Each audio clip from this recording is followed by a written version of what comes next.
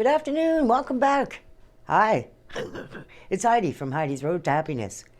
Well, I promised I'd be back, so here I am. Today we're going to go back and we're going to figure out some stuff. Start when we're small, right? But before we go there, the reason I thought we could go there is because when I left my husband after 34 years, I didn't know who I was. I really tried to please people and do the right thing and be me and be the best me I could possibly be, but still very confused as to who I was. So I sat down with my girlfriend Lori and we wrote a list. And it's the 12 steps to finding Heidi. And I'll show it to you. Now the reason it's framed is we left it at that. I left that paper at Lori's house. And just about, I don't know, maybe 8 months ago, she said, "You'll never guess what I found." Oh my God. It's the list. The list. So I looked it over and you know what? I did it. And I didn't have the list. But I did what I needed to do to get here. So I thought that'd be kind of a good place to start because even though I was trying to find myself when I was at the house with the family, with the husband and the 2 kids, my beautiful girls, I didn't have a lot of time to think about anything but surviving, getting through the day, making sure the bills were paid, doing everything that needed to be done, making sure everybody was good, getting food into people's stomachs, you know, the routine. That I didn't realize all these things that I didn't attend to on my own for me. By the time I left the house, I was going to have an elastic. See, I don't always have everything, but I had pulled and pushed myself so far that I was like this and ready to snap. But I didn't realize that. I just knew I was like, I got to do something. I got to get the fuck out of here or something. I didn't know what the hell was going on. It was very intense feeling. I was scared to leave. I didn't want to leave. I mean, I signed up for the deal, right? Through thick and thin, till death do us part. And I meant it. And I tried. But everything I tried didn't work. So I had to leave. And with this list, when we look at it, the first 2 things is realization and acceptance. I had to realize what I was going through because I didn't understand what was happening in my head, in my house, in my heart, in my eyes, with my people. I didn't understand it at all. It was so confusing. And I couldn't tell us apart. Like I couldn't tell myself apart from my husband, the feelings especially. And there's a reason for that, and we'll get to that. But anyway, realization. So we have to go back to the beginning, okay? And Lori was supposed to be in this one, but she couldn't make it. She sends her apologies and hopes to meet you next time. So I'm back to my cards because I don't want to lose my train of thought. So we did that. Now, we're going to go back. We're going to go back to the beginning. Now, when we do that, I'm not born yet. We got to figure out, you know, who my parents are because really, my parents are what helped make me who I am. So we give a brief rundown so you have an understanding. Things will come more clear and we'll get to deeper stuff, but this is a long segment and I'm trying to get it all in one shot here today. Mama came from a family of 13, raised in Scobell Township. That's tarp paper shack houses back out in the woods. And that's cool. There was 13 kids, Grandma and Grandpa. Grandpa was a mean son of a bitch and he had a cane and he knew how to use it. Grandma was the size of a broom and just kept dropping kids everywhere. It's real hard to run away when you got so many children. What are you going to do? Grandpa was very abusive, very abusive. For my mama, it's a sad case. This is where some things could be triggered. People, please be aware. This could be triggering. So if you don't want to watch anymore, turn it off. But my mama was traded, I guess you would say. My grandpa was interested in, say that guy's name is George, in George's wife. So he sent my mama over at 12 to babysit. Well, that George sent his wife over to see my grandpa.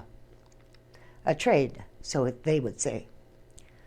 My mom sure as hell didn't understand what the hell was going on. And she was like pretty messed up after that and went home and told her mom, said, Mom, I was raped. And my grandma says, what do you think, you're special?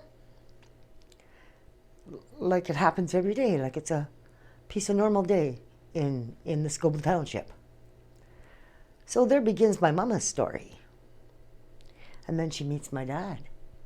And she has a son after me, and he passed of CF. And when that time came, the nurse asked Mama if she wanted to hold him. And he had already passed. And my mom was like, yes, I want to hold my son. And my dad said, no, let's go. So she went. She didn't realize, as I didn't realize from a lot of my life, as you probably don't realize, she had a choice. She could have said, screw you, I'm holding my son. But she did not, because he's the man. That's what we do, right? So that's Mama. And there's more, but, there is more. That's enough for now. Dad's side of the story, he come from Switzerland, man. Like, we come from Switzerland. And he's very proud of that fact. And he's very proud of being a Zoiger, as am I, as are all of us. But the fact of the matter is that, he was raised in the old country. It was hard. It was tough. Grandma and Grandpa didn't get along either. And something happened in Switzerland, and I think I know what it is, but I'm not saying it because I don't have the definite. But when Grandma and Grandpa came here with their children, there was five children, 1 girl, 4 boys. I think 4 boys, yes. They didn't talk. They weren't talking. And they bought a farm they moved in with people when they came to Canada. And I know Dad and our family went to visit those people. I think they were in Winnipeg or outside of Winnipeg. I know we did visit them once. And Dad loved them for what they did and helped his family. So, but anyway, they worked hard. And there was some weird abusive stuff that Grandpa would do. And they were, as I'm going to talk a lot about, held hostage. Because when we're born, we are held hostage in our environment. We have no choice. We have no idea we have a choice.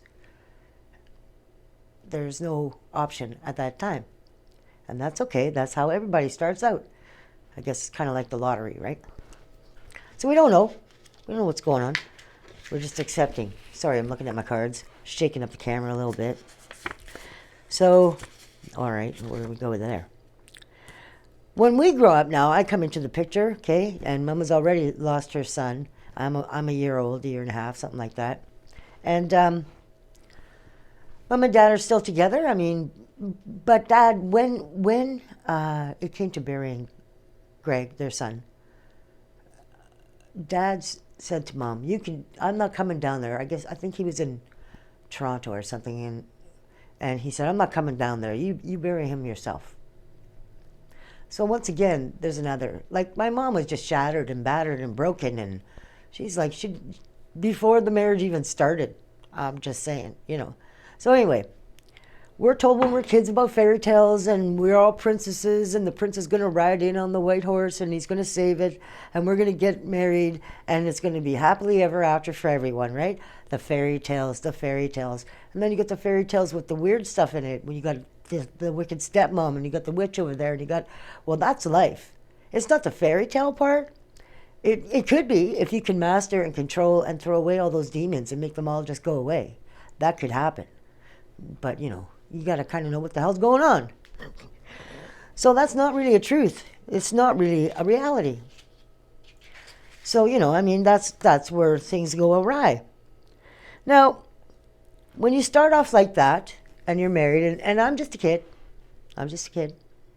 But through my time living in that home, I got some stuff, right? I got some stuff. So I got to find my list now, because the list is important. And I'm going to read off the list. But what I am going to do is I'm going to write it down up here, okay? So we're going to see what stuff I have before I even meet my Prince Charming. And we'll see how dysfunctional I'm already at before my true love comes in the picture, and I'm going to ride away on the horse. All right, so hang on. I got to find it. All right. Cheers. Now, if you're into astrology, number one, I'm a Capricorn. Capricorn. I'm not a very good speller, so you know. So Capricorn. Well, it's in small. We'll get it bigger later. I'll redo it. So when you're born a Capricorn, you're hardworking, you're loyal, you're tough, you're strong, you toe the line. We're goats, right? We go up the mountains. And it's not easy. And that's kind of weird because I'm Swiss. Anyway, so you go up the mountains and you got to be strong and sturdy and toe the line to be a goat. That's where I am. Plus, I'm a Thursday's child. Thursday. And that's just astrology. Okay, this pen is no good. I'm going to use this one. All right. So when I was young, my mama had gone through a lot of trauma. And so she kind of became like a smother mother. Which is okay because I still love her. It's fine. But, you know, you couldn't do a lot without her hovering over, making sure you were okay. And then later on, when I started to learn some stuff about my mama and my mom being who she is, I started to become codependent. And I'm going to touch on all these things throughout the show. But at this point, codependent is kind of like a people pleaser, okay? But they're separate, but they're not. And it's kind of dysfunctional because I don't have the paperwork in front of me. No, I've been doing a lot of research since I started this show because I understand what I need to do to get past and through the shit that I've gone through to get to this place. But now I've got to kind of explain to you, well, what does codependent mean? What does enabler mean? What does this mean? What does that mean? Which means I'm now delving harder into these subjects, which means I'm now learning even more about what and who and how. And so I'm going through it with you. So we're learning together. Okay. So we got the astrology part, which is just, you know, astrology. But because my mom and I had this close bondness, we did become codependent. And I did become an enabler.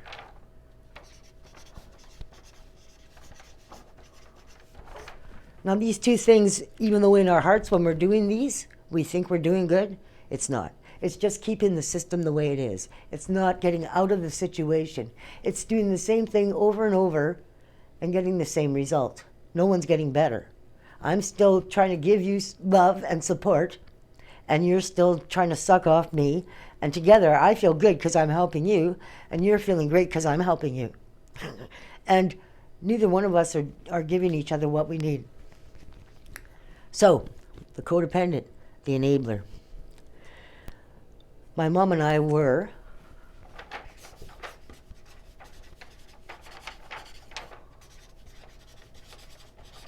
trauma bonded because my dad was a little narcissistic and he would be a little off his rocker once in a while.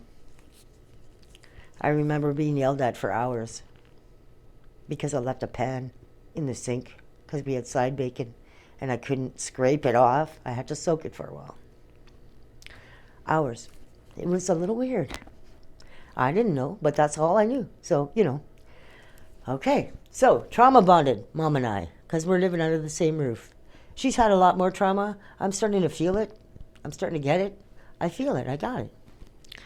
I had extreme anxiety.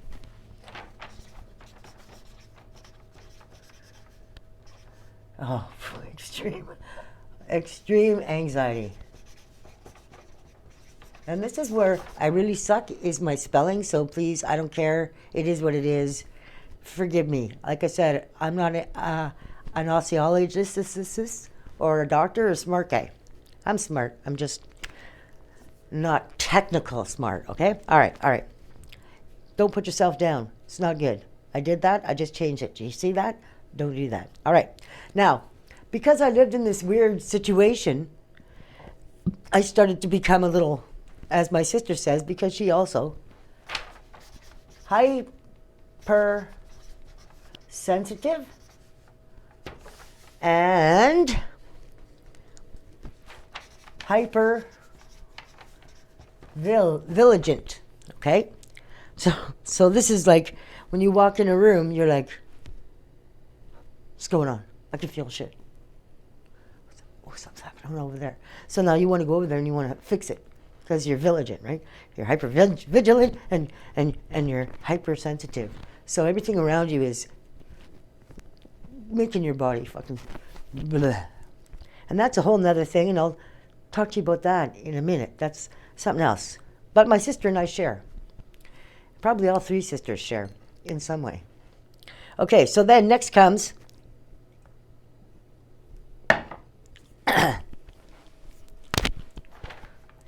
every mother does this very well. Guilt. But I was raised in a Catholic house, a Catholic school, and a Catholic church.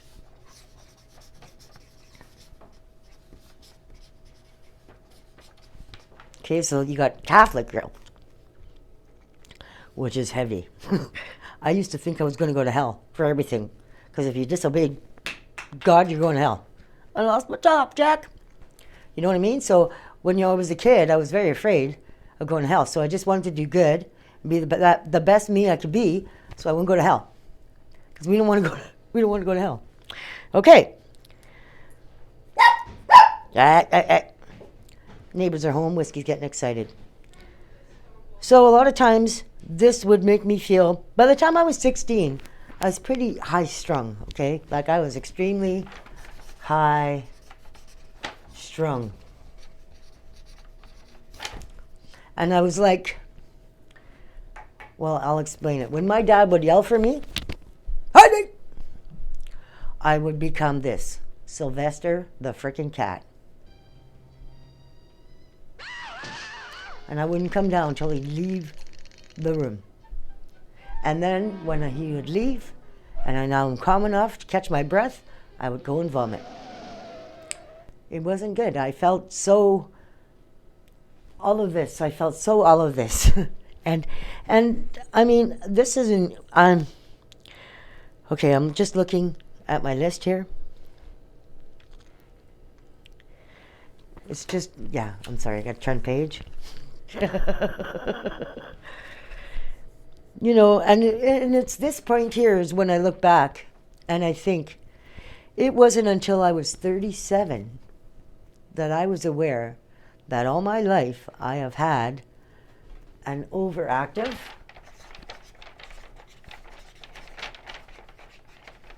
thyroid. Now, an overactive thyroid does a lot of things to a person, okay?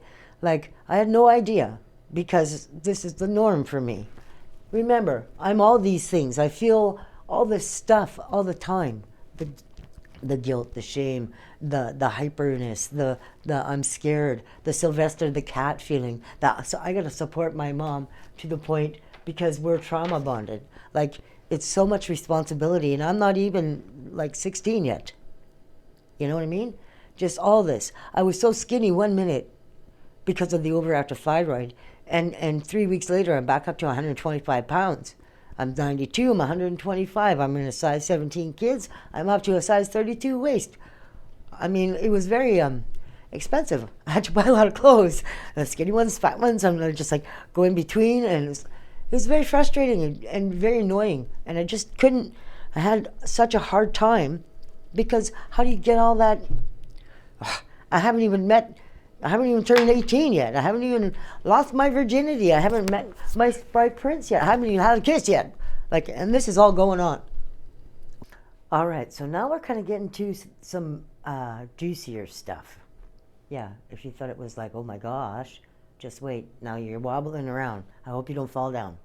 I bought this at Toy Sense. I'm so excited. I was thinking about buying a whiteboard and trying to do my shit on that, but with this, I got a whiteboard, I got a magnet holder, which is way too small, so I have to actually write on it, and that's fine. And then on the back side, I have a chalkboard, and here I can hold all my tools. Very cool.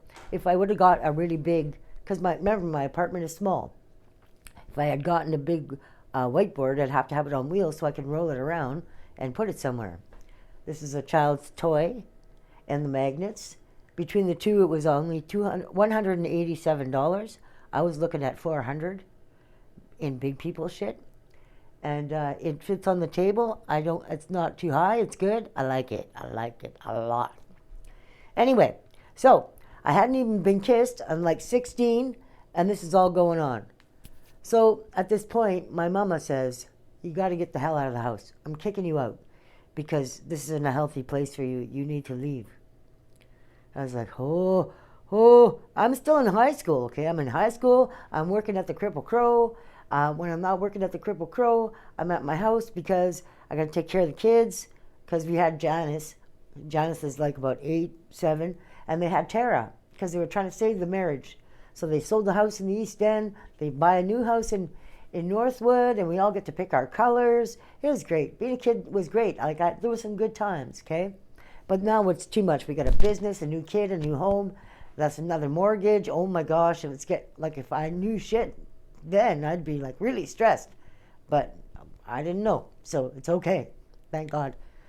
Anyway, so mom's kicking me out. Get out, get out, get out. So I move out and I move in with one of my aunts, and then I move by myself, but then I don't, and then I end up running away to BC for a while. Like, it was like a whole bunch of shit, right? But wait, there's more. The thing that really kind of skyrocketed and crackerjacked open, and this is where it gets real juicy. You got to pay attention, though, okay? You got to pay attention. All right. So my mom and dad, B and Al, I should make that bigger, eh? Okay, here we go. B and Al. So they were married for a long time. They're my mama and my dad. Oh crap. Anyway, they hung out with mama's brother Larry and his wife Wendy, and they were all very tight. They bowled together. They went dancing together. They come home and everybody was happy and shared stuff, picnics, all kinds of shit. I remember lots of good stuff. So we all loved each other. And Mom had left Dad, I guess, for the last time. And I moved in with Dad, and I just turned 18. And I hadn't lost my virginity yet. So we had a deal, because Dad needed to move on from Mom. When they separated the last few times, it wasn't good. It was all just bad. And I don't want to talk about that today, because I'm already running late. So I want to just get this last story in, and I will let you go. You can ponder on that for a while. So, okay. So they were friends forever, because, well, Mom and Uncle Larry were brother and sister. And my dad and I had this system. So if it looked like Dad had company, I would flash my lights, honk the horn, ring the doorbell before I came in case he's having some relations. And the same would go for Dad, because I'm now 18 and the possibility is there. So we agreed. So one night I come home, I'm getting some money going to the show with my boyfriend, and I see my aunt's car and I see my dad's car, and it's dark in the house, and I felt uneasy, and I honked the horn, flashed the lights, and rang the doorbell and walked in. And when I looked up, there was my aunt in my housecoat, and my dad was following up right behind her, doing up his pants. And I was like, hi. I just came to get some money. So I got my money, got the fuck out of there. So when I got home, my dad says, Heidi, she said she loves me. Now I'll tell you what, in the last years that I lived at the house, every time my dad said to my mom, I love you, B, she'd say, that's nice, Al. So when I heard that, I understood. And he's my dad, and she's my aunt. And I got nothing right now. I'm like just still baffled, blown over, freaked the fuck out. So Wendy, after a couple of days, decides she's going to end it with Larry. Okay? So now Larry, being my dad's best friend, Uncle Larry, moves in with my dad. Now my mom's out of the picture. She's down here, living her good life. And Wendy's in the house, okay? So Uncle Larry moves in with my dad and me, or I, or whatever the hell it is.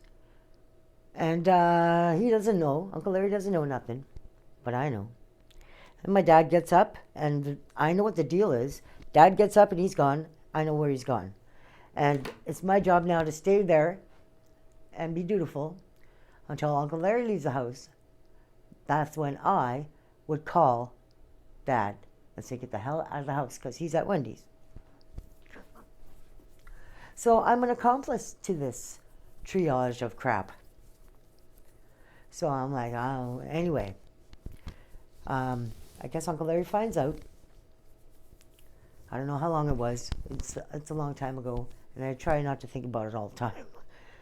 So, yeah. I come home, and I'm a little happy. And Uncle Larry's in the dark with candles, playing solitaire. I could see the bottle. I could see the bag of pot. Oh, because, my dad smoked pot. That's fine. Anyway. So did Uncle Larry. So he's smoking his pot. He's got a little bag of pills there, too, okay, which I wasn't feeling very good about. And he says, hey. I said, yeah. He says, you got somewhere to go tonight? And I said, sure, why? What's up? And he reached into the couch under the cushion and pulled out a little handgun. I said, all right, man, I'm out. Have a good night. Stay good, and don't take those pills. And I just walked off. Told my dad, don't go home. He knows. Don't go home. My uncle did find my dad in a back alley, and he had quarters in his hand, the roll of quarters, and my dad got a good beating, which he deserved. And then my uncle never talked to my dad again. I think out of everything, that's the hugest thing for my dad. The biggest heartbreak for my dad was the fact that he lost Uncle Larry as a friend. So, yeah, and that whole story is huge because it goes back and forth a lot, all over the place, which isn't really necessary to talk about at this time. This is just my thing. Now, later on in life, a little bit, like 6 months after, I was told by Uncle Larry that you're shit. You shit. You were wrong. You should have told me what was going on. And I've been told now I'm shit a couple of times in my life. Okay? A couple of times, and by different people about whatever. But I'm affiliated to this, and this, therefore you're shit. And shit don't fall far from the tree. So, when you're told shit when you're a kid, you believe it. My dad told me I was stupid. And people told me I was shit. So I believed I was stupid, and I was shit for a long time. Also, too, my dad called me stupid, and a turkey, and a moron, and what else was there? Oh, all kinds of things. Told me not to think. Well, Dad, I thought I would. Don't think. I didn't ask you to think. Just do what I told you. Oh, okay. So, there's a lot of negativity. When you take in that negativity and that's all you get, it's a poker chip thing. My kid showed me this thing on poker chips and how that relates to children. When you send them off into the world, they need enough encouragement and confidence, and that's called poker chips. But if they don't have any, you got to find a way to give it to them so that they can go in the world and be full of poker chips and get the job done. But look it up, poker chips. Sound on good stuff, poker chips. I can't remember. I'll find it for you. I'll tell you next week. Anyway, all of that, I don't even know what to write on the board for that, right? On the list for that. So that's what I went through, and that's, the time when my husband came in. I'm going to tell you a little bit of a background on my husband. I don't know a lot because he never really told a lot. I talked to his sister a little bit here and there, so I kind of got a grasp. But it's not for me to say on somebody else, right? But it's just what I believe at this point. When you get married and you're in the Catholic division or maybe even the Protestant, I know a lot of them want you to go see a priest before you get married. I don't believe in that. I believe you should go see not a psychologist, that's it. One of them is just the psychologist. You should go see a psychologist just to understand yourself, okay? And then you'll understand what you need to be loved because you've gone through all these things. Now you understand that you have all this stuff, and what you need to do is deal with it. But in the meantime, you still need the proper guidance, support, and love while you're doing that. So think about that, because that is a very big, this all stuff is very big to getting to happiness. You got to get to the roots of your shit. So we're going to touch on this kind of stuff as we go through to the rest of the world of happiness. But now I'm going to let you go.